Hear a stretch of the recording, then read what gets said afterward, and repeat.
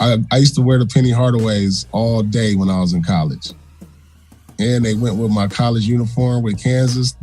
I had the blue and white ones. Oh my gosh.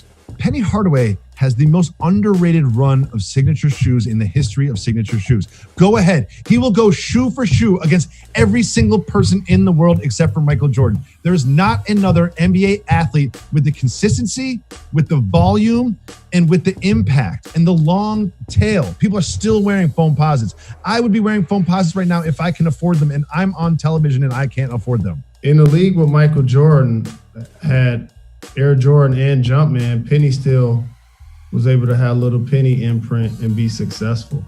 With Nike, with Penny Hardaway, and with Chris Rock. I think a lot of people remember Little Penny as a puppet, but Little Penny was not a puppet. Little Penny was Chris Rock, one of the greatest stand-up comedians to ever hold a microphone. Oh my gosh. Those were the best commercials ever. I'm telling you, I was in love with Penny. From a culture perspective, I can see,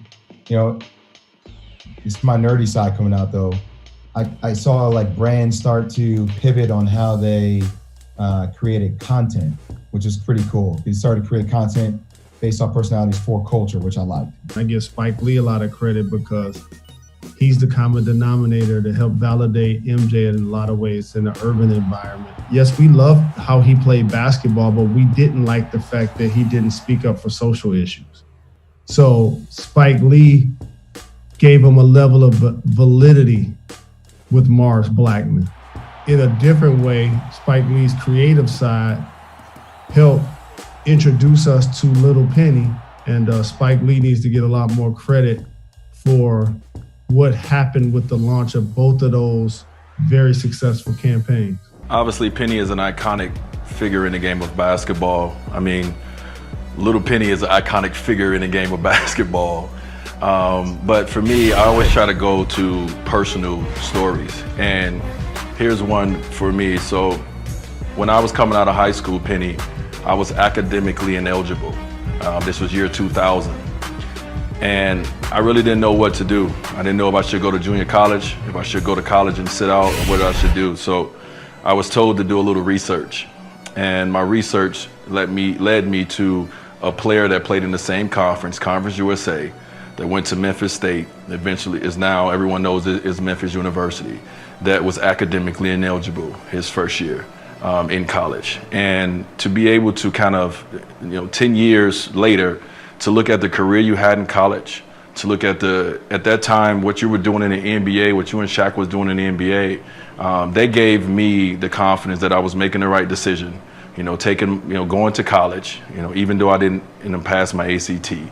And I just want to tell you, like, through all the hardship that you've dealt with in your life, through everything you dealt with, just understand how important you are and how important these moments are for people that looked up to you. And I looked up to you because I've seen someone that was amazing at the sport that I wanted to play, and that went through the same trials and tribulations I went through in life, whether it was away from the game and whether it was dealing with school. So I thank you, man, for leading the way, for giving me someone within the conference that I was playing in and going through the same thing to show me that, you know what, you can go through this and you can still come out of this and be an all-star and be one of the best to ever play the game.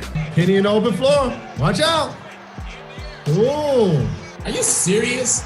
This is like MJ. Whoa, baby, move over Michael Jordan. See, move over Michael Jordan. I feel validated. That is stuff that is, you can teach it all day long, but that's just an innate touch. That's an innate skill set that not a lot of people possess. One distinct reason why. In order to do a move like that, you have to be able to jump. Penny Hardaway was able to do so. I was gravity challenged.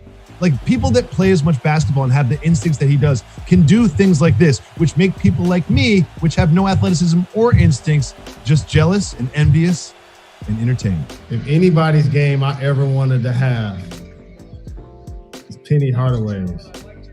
I was like, my game is all right. I want his game. A 6'8", 6'9" point guard.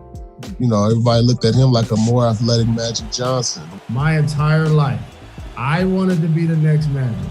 And then I saw Penny. I'm like, he got a real chance. That's what he had. That magic around the field. You gotta have that flip of the wrist, he was different, man. I see why he was LeBron's favorite player. Had to be. I don't remember the first time I saw Penny play. I think I remember seeing clips of him play. It just was like, the only thing we got common is that we're tall and we're black. Like, we both tall point guards. I'm like, he quick, he can jump.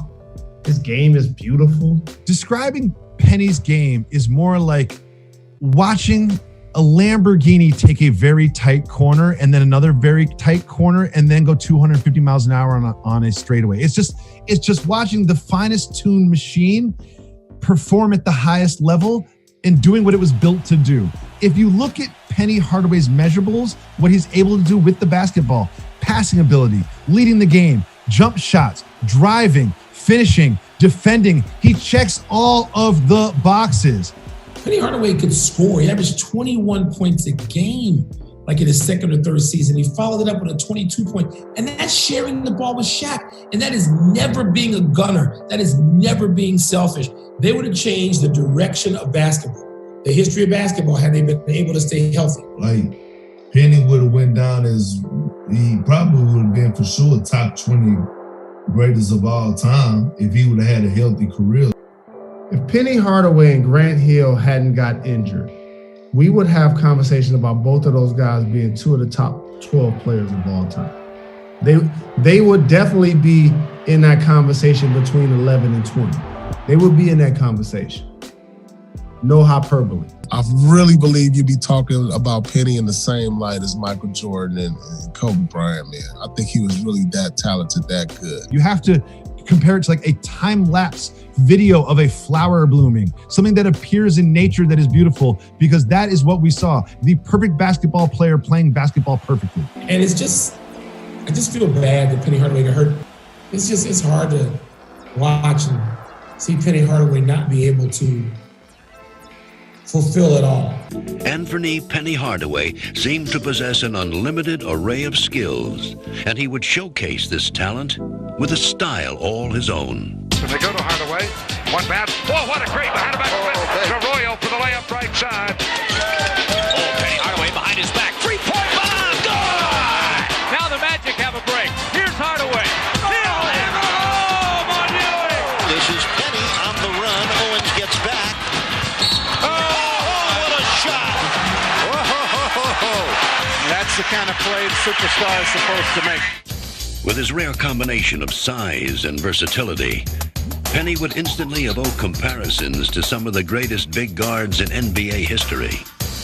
Penny is like magic. He has point guard skills, center skills, post-up skills. He's an exceptional player. Once a big guard gets into the lane, you can't do anything. Penny drives baseline. Beyond the rack. Nobody could do anything with Oscar.